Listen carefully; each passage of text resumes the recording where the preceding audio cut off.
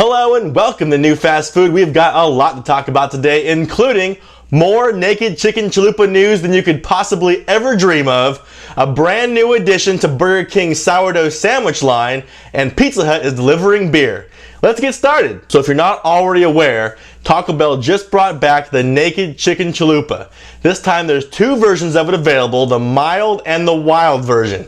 The mild version is the original version that comes with avocado ranch dressing. The new wild version comes with a new wild sauce, and of course that is the spicier version. Here on this channel, I first hinted that the Naked Chicken Chalupa may be returning in May a month and a half ago. Then later that month actually confirmed that it would be returning in May as the wild or mild edition. So if you haven't already subscribed, you need to do so. We talk about this stuff months ahead of time before it hits the stores. You're really missing out if you're not tuning in to each and every episode. Now, in addition to the mild or wild Naked Chicken Chalupas being rolled out nationwide, Taco Bell also announced that they are testing a cheesy version in Cleveland, Ohio.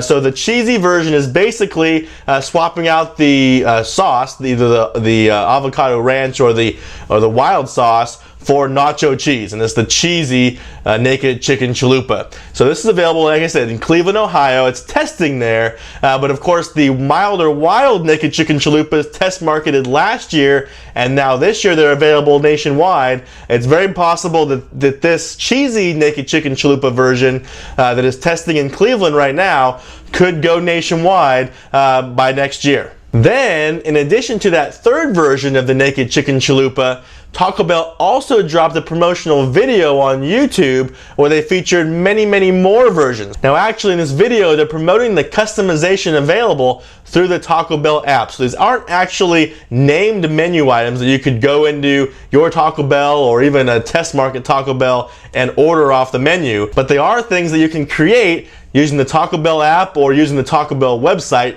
to order online. So let's take a look at these ones that they had prepared for the video. The first one is the cheesy version, the Naked Chicken Chalupa with the nacho cheese on it that I just mentioned they're testing in Cleveland. The second one looks like it has maybe some extra wild sauce on there along with some jalapenos. This next one, now these again don't have names, so I'm just going to call this one the loaded potato version because it's got the potatoes along with sour cream, so it's sort of like a loaded potato version of the Naked Chicken Chalupa. And then this last one, you see it's got black beans at the bottom there, plus guacamole, and then it looks like it has the fresco salsa on top instead of just the tomatoes. So that would actually be something that I would order. I may do that next time I go to Taco Bell, get this version with the black beans, the guacamole, and the fresco salsa. That looks like, to me, by far my favorite of all the ones that they've shown. And this black bean version, along with the loaded potato version that I also just talked about, these ones I think solve the problem that a lot of people have with the Naked Chicken Chalupa, and that's that there's just really nothing at the bottom there. People are used to eating tacos with something at the bottom there. I've heard a lot of people ask for there to be taco meat down there or just something because it kind of feels weird when you're eating a taco and it's just lettuce throughout the whole taco. So I think that having the potatoes at the bottom there or even the black beans would give you that feeling that there's actually something at the bottom of the taco and make it feel more like you're eating a taco than just a piece of chicken with some lettuce inside. It's kind of interesting that Taco Bell decided not to show a version here with the taco meat at the bottom. That sort of signals to me that that's probably something that they've tested in their test kitchen, and it probably didn't come out tasting as good as probably most people think that it would. And so that's probably the reason that they decided not to include it here and instead included the black bean version and the potato version along with these other two versions, the nacho cheese and the jalapenos. And you may be asking yourself why, if Taco Bell has these other versions that they've tested and now showing off to us with the black beans and the potatoes, why would they not just add them to the menu and let people order them? Well, I think that may have to do with the cost. So the Naked Chicken Chalupa comes in at $2.99. Some places are a little bit more, but for the most part, the Naked Chicken Chalupa $2.99, and that's probably about as high as Taco Bell can charge for this item and still have people want it. I think they'd probably like to be charging a little bit more for it, but I don't think that the consumer demand would be there at the higher price point. Think about it. Would you be be as interested in buying a Naked Chicken Chalupa if it were $4, even if it had potatoes or black beans in it? I think that probably not. I think $3 is the sweet spot for the Naked Chicken Chalupa. I think they're test marketing the cheesy version because, as we've talked about before, that nacho cheese basically doesn't cost them anything. They just give it away with their french fries. So I think that's not costing them any extra, but the black beans, the guacamole, the potatoes, or even the sour cream would have an additional cost to it. I don't think people will be willing to pay for that. Another thing that Taco Bell mentioned in their press release is that this is not just an American release of the Naked Chicken Chalupa, but it's actually a global release. The Taco Bells across the world are getting the Naked Chicken Chalupa at the same time. And in fact, I have seen photos online of it also hitting Canada and Korea at the same time that it's here in the United States. Take a look at this picture from Korea of all these Naked Chicken Chalupas alongside a regular taco for comparison, and look at those nacho fries that they have in Korea. Maybe they're not nacho fries, there's no nacho cheese there, but it looks like they have the same or a similar seasoning on them, and they're shoestring, which is very cool. I would actually probably prefer the shoestring fries over the nacho fries that we have here in the States. This all comes amid Taco Bell recently being named the most popular Mexican restaurant in America. This is actually the first time that they've held that title. Moe's, Southwest Grill, Chipotle are the most recent restaurants to hold the title, but they've been doing this survey since the late 80s, and Taco Bell, this is the first time they've won it. So that's a huge deal for Taco Bell. They've come a long way in the last few years. And if that weren't enough naked chicken news for you, some people online are going crazy about this photo right here, which shows the Naked Chicken Chalupa and the Naked Chicken Chips on the menu at the same time. That's never happened before. This picture is coming from Taco Bell in Bakersfield, where they're apparently testing this. The Naked Chicken Chalupa alongside the Naked Chicken Fries. Of course, that includes the Naked Chicken Quesadilla that was on the menus for a brief time last year, and a brand new Chipotle chicken burrito that has the naked chicken chips inside. So this naked chicken menu is being tested, and my guess is that it's being tested to become part of the permanent Taco Bell menu. So again, this is something to keep an eye on. Maybe a year from now, the Naked Chicken Chalupa and Naked Chicken Chips could be becoming part of the permanent Taco Bell menu. I told you there was going to be a lot of naked chicken news. I wasn't kidding about that. And now our next story also involves a new chicken item. This is from Burger King. This is the Sourdough Chicken Club, and it's basically their new crispy chicken sandwich with bacon, cheese, and then on the sourdough bun. So file this in the category of, yeah, why not? I mean, they've already got the sourdough bread, they've already got the chicken and the bacon and the cheese. Why not just put them all together and sell it as a brand new sandwich? It just makes sense. So the Sourdough Chicken Club, nothing groundbreaking here. There's not even any new ingredients on the sandwich, but it is available now. That brings the total number of sourdough sandwiches at Burger King up to 5. That's quite a lot. Actually 6 if you count the Sourdough King and Double Sourdough King as separate sandwiches, or I should say Sourdough King and Single Sourdough King, because they like to market the original version of the Sourdough King as the double version. So all of a sudden, Burger King has a pretty hefty lineup of sourdough sandwiches. Also from Burger King, before we move on, they also released a new, what they're calling a $3.79 King's Meal Deal, which is sort of a pick 2 deal, but it also comes with fries and a drink. This is for $3.79. You can choose 2 of either a cheeseburger, a bacon cheeseburger, or a chicken junior sandwich. 2 of those plus small fries and small drinks, $3.79. This is replacing the deal that they were running before this, which was just, there was no choices. It was 2 cheeseburgers and small fries and small drinks for $3.49. So this is replacing it, $3.79. I'm not convinced that this is a very good deal.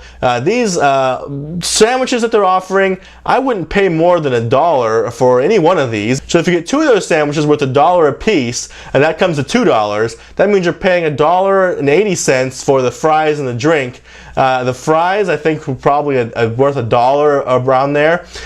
So that means you're paying 80 cents for the drink Is it a deal? Yes. Is it a great deal? No. I wouldn't categorize this as a great deal, but if you want two of those sandwiches plus fries and the drink, I mean, you might as well. But Burger King is currently offering way better deals than this. Talking about the spicy chicken nuggets, talking about the 2 for $6 deal.